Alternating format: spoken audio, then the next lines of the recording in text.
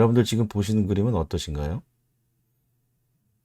9개의 지금 패턴이 존재합니다. 패턴으로 이루어진 저 그림을 보면 단순하지만 굉장히 다양한 무늬를 가지고 좀 아름답게 보일 정도입니다. 오늘은 이 패턴에 대해서 좀 소개를 드리려고 합니다. 제가 말씀드리려고 하는 건 유스 케이스 패턴인데요. 앞으로도 그뭐 아키텍처 패턴이라든지 우리가 디자인 패턴 이런 얘기들을 많이 할 텐데, 사실 이 개발 방법론에서 굉장히 중요한 것이 패턴 오리엔티드 디벨롭먼트입니다. 지난 시간에 우리가 캐퍼비티 모델에 대해서 배웠었는데, 이 캐퍼비티 모델의 그 기본적인 그 요소가 유스 케이스 이벤트 모델이라고 말씀을 드렸습니다. 그래서 유스 케이스 이벤트 모델은 시스템에 대한 펑셔널 모델링 하는 건데, 다양한 패턴들을 우리가 확인함으로써 우리가 분석을 할 때 다양한 실마리를 우리가 확인할 수 있습니다. 그 패턴을 보면 먼저 그 스테이트 업데이트 패턴을 볼 수 있는데, 스테이트 업데이트 패턴은 그 시스템의 상태를, 어떤 이벤트가 발생하면 시스템의 상태를 변경하는, 즉 시스템에 존재하고 있는 데이터 모델들, 데이터들을 변경하는 그런 패턴이 되겠습니다. 그런데 이제 첫 번째는 이제 액터 이네블링 패턴이라 해서 시스템 외부에 있는 액터로부터 어떤 자극을 받아서 시스템 내부를 변경하는, 또는 시스템 내부에 있는 다른 어떤 시스템 내부 요소에 레스폰스를 내보내는 그러한 형태의 패턴을 의미합니다. 첫 번째 보시는 거는 액터로부터 어떤 자극이 들어와서 시스템에 있는 데이터 스토어를 업데이트하는 그런 형태의 패턴이 될 수 있고요. 또 외부의 액터로 스티뮬러를 받고 또 내부에도 업데이트를 하지만 시스템의 어떤 내부의 다른 요소들에게 레스폰스를 내보내는 그러한 형태의 패턴이 되겠고요. 두 번째로는 외부로부터 어떤 벡터가 자극이 들어오면 시스템 내부에 있는 그 요소들에게 어떤 레스폰스를 내보내는 그런 형태의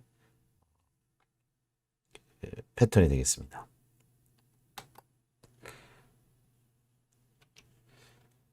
또 다른 스테이트 업데이트 패턴 중에는 이제 아까 같은 경우는 이제 지금까지 설명드린 건 액터로부터 이제 어떤 레스폰스가 들어온 것인데, 이건 시스템에 있는 템포럴 이벤트 또는 인터널 이벤트에 의해서 스테이트를 업데이트하는 경우가 되겠습니다.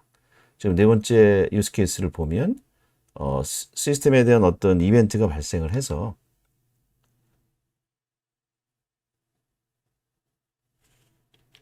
죄송합니다.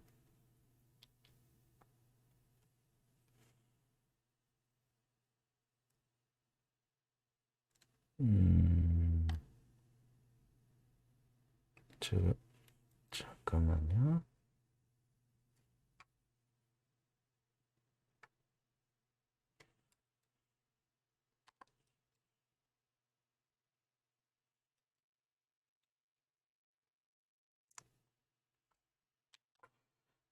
두 번째, 다시 스테이트 업데이트 패턴 중에서 또 외부의 액터로부터 이네블링 되는 게 아니라 시스템 내부에 존재하는 어떤 인터널 이벤트에 의해서 스테이트를 업데이트하는 패턴이 되겠습니다. 지금 4번을 보시면 데이터 스토어에서 뭔가 인터널 이벤트가 발생해서 데이터 스토어 A에서 데이터를 읽고 스토어 B에다가 뭔가 상태를 업데이트하는 그런 형태를 보여줄 수 있고요. 그 다음에 다섯 번째 유스 케이스는 데이터 스토어에서 어떤 데이터를 받아서 내부에 그냥 시스템 내부에 반응을 보이는 그러한 유스 케이스 패턴이 존재할 수도 있겠습니다. 또 인터널 이벤트가 시스템 그 내부에서 뭔가 어떤 리퀘스트가 들어와서 또는 어떤 스티뮬러가 들어오면 그걸 가지고 데이터 스토어를 업데이트하는 형태의 패턴도 존재할 수 있겠습니다. 내부에 있는 그 인터널 이벤트에 의해서 데이터를 업데이트하거나 또는 내부의 어떤 시스템 엘리먼트에게 반응을 보이는 그러한 형태의 패턴이 되겠습니다. 그 다음에 이제 업데이트 패턴이 아니라 외부에 있는 액터에게 어떤 레스폰스를 내보내는 일반적인 유스 케이스가 대부분 이렇겠죠. 대부분은 아닙니다만 많은 부분들은 이제 액터에게 뭔가 반응을 보이는 그런 패턴이 되겠습니다. 그래서 이제 이 두 가지로 나눌 수 있는데, 액터로부터 뭔가 이네블링 돼서 레스폰스를 내보내는 경우도 있고 인터널 이벤트에 의해서 레스폰스를 내보내는 그런 형태가 존재할 수 있겠습니다. 지금 보시는 7번 같은 경우에는 아주 전형적으로 자극을 액터 A로부터 받아서 액터 B로 어떤 반응을 보이는데요. 물론 이때 액터 A와 B는 다른 놈일 수도 있고 또 같은 그런 액터일 수도 있습니다. 또 인터널 이벤트에 의해서 외부의 그냥 액터에게 레스폰스를 내보내는데 내부에 있는 데이터를 레퍼런스에서 레스폰스를 내보내는 형태의 패턴이 존재할 수 있고요.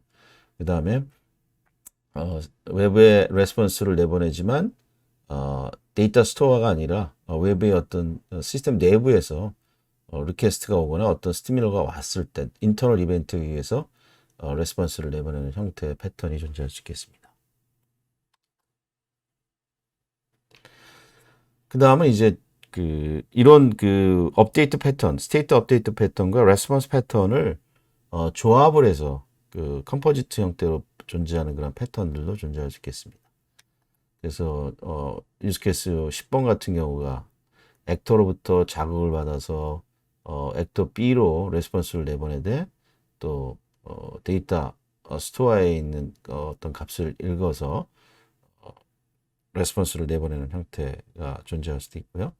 또 추가적으로 시스템 내부의 어떤 반응을 보일 수도 있겠습니다.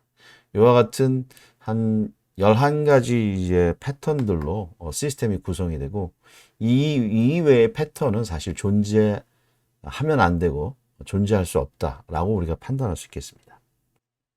그래서 이런 패턴들을 우리가 살펴보면 시스템에 대한 이런 패턴이 아닌 경우에 우리가 뭔가 검증이 잘못된 디펙트가 존재하는 걸 검증할 수도 있고 또 우리가 데이터 컨서베이션 룰이라 해서 기본적으로 어떤 입출력 관계가 명확하게 정의가 되어 있지 않으면 문제가 있는 그런 시스템에 어떤 디펙트가 존재하거나 우리가 잘못 오해하는 경우가 있을 수 있습니다. 예를 들어서 지금 보시는 그림에 데이터 스토어로 표현이 되어 있는데 데이터 스토어의 입출력 관계가 전부 다 라이트만 되거나 업데이트만 되는 형태로 존재하고 이게 리드가 되는 경우가 전혀 없습니다. 근데 이것의 의미를 우리가 보통 이런 형태로 우리가 블랙홀이라고 하는데 이런 블랙홀이 존재하면 안 되는 거죠. 이 블랙홀이 존재한다는 얘기는 뭐냐면 시스템에 디펙트가 존재할 수도 있고 디펙트가 아닌데 우리가 잘못 모델링 할 수가 있습니다. 결론적으로 이것이 액터인데 잘못해갖고 우리가 데이터 스토어로 인지할 수도 있고요.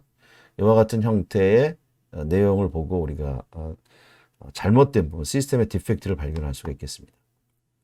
또 반대로 보면요, 지금 요 유스 케이스를 보면 데이터를 입력받지도 않고 계속 출력만 내보냅니다. 즉 이걸 화이트홀이라고 보통 얘기를 하는데 이런 화이트홀과 같은 경우도 존재하면 안 되는 거죠. 즉 데이터 컨서베이션이라는 룰은 뭐냐면 내가 뭔가 출력을 내보내려면 그 출력에 적합한 비즈니스 로직이 존재해야 된다는 거죠. 지금은 레스폰스를 내보내는데 전혀 레퍼런스 하는 거 없이 존재한다. 그러면 뭔가 문제가 있다. 이렇게 우리가 판단할 수 있겠습니다. 또 그 다음 그림을 보면 똑같이 이렇게 데이터 스토어로 표현이 되어 있지만 이게 레퍼런스만 되지 라이트 되는 경우가 없습니다. 이런 경우도 문제가 있다고 볼 수가 있는 거죠. 이것도 역시 이거 화이트홀의 형태라고 볼 수가 있습니다. 그러니까 데이터 스토어가 됐건 또는 유스 케이스가 됐건 각각이 화이트홀이나 블랙홀이 존재하면 안 된다. 우리가 일반적으로 그렇게 이해할 수 있겠습니다. 좀 더 통칭해서 전반적으로 일반적인 룰을 표현을 하면 이제 다음과 같이 표현될 수가 있겠는데요. 어떤 유스 케이스가 존재를 하는데 그 유스 케이스에 들어오는 입력과 유스 케이스에서 내보낸 출력이 입출력 관계가 이 비즈니스 로직, 이 유스 케이스를 정의한 비즈니스 로직을 보고 명확하게 적합성이 있어야 된다는 겁니다. 예를 들어서 A 플러스 C라고 하는 것을 지금 데이터를 받아서 A 플러스 B라는 걸 지금 외부로 내보냅니다. 그런데 A 플러스 B라는 걸 내보내려면 여기 A 플러스 C만 가지고는 안 됩니다. 즉 뭔가 B라는 데이터가 이 안에 존재하면 이걸 읽어야 되죠. 근데 이게 write만 대각이 되어 있는데 사실은 논리적으로 이 B를 읽어서 A 플러스 B라는 걸 레스폰스를 내보내야 됩니다. 물론 실질적으로 이 B를 이 비즈니스 로직에서 만약에 만들어낸다라고 판단된다면 굳이 꼭 여기서 이렇게 비즈니스 운영 개념상 write를 하고 다시 read를 한다 이런 개념이라기보다는 여기서 B라고 하는 데이터를 새롭게 생성하는지에 대한 비즈니스 로직을 우리가 판단할 수 있어야 됩니다. 그렇지 않은 경우에는 이 B라고 하는 데이터의 존재 여부가 굉장히 이상하게 되는 거죠. 그래서 이와 같이 입력과 출력이 정확하게 비즈니스 로직을 가지고 명확해야만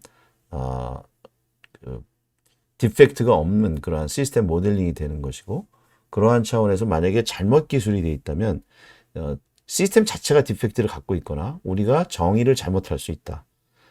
정의가 잘못됐다는 것 자체도 디펙트이기 때문에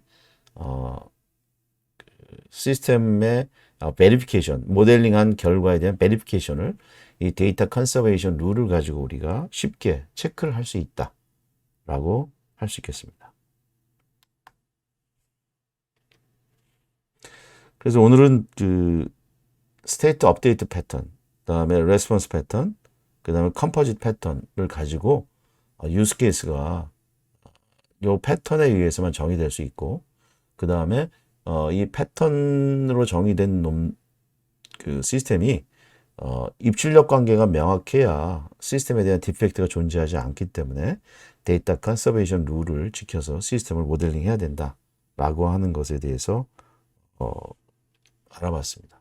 그래서 모든 입출력 관계는 명확하게 비즈니스 로직으로 기술이 되고, 그것이 시스템에 대해서 적합성을 우리가 판단할 수 있는 근거가 될 수 있다. 이렇게 이해하시면 될 것 같습니다.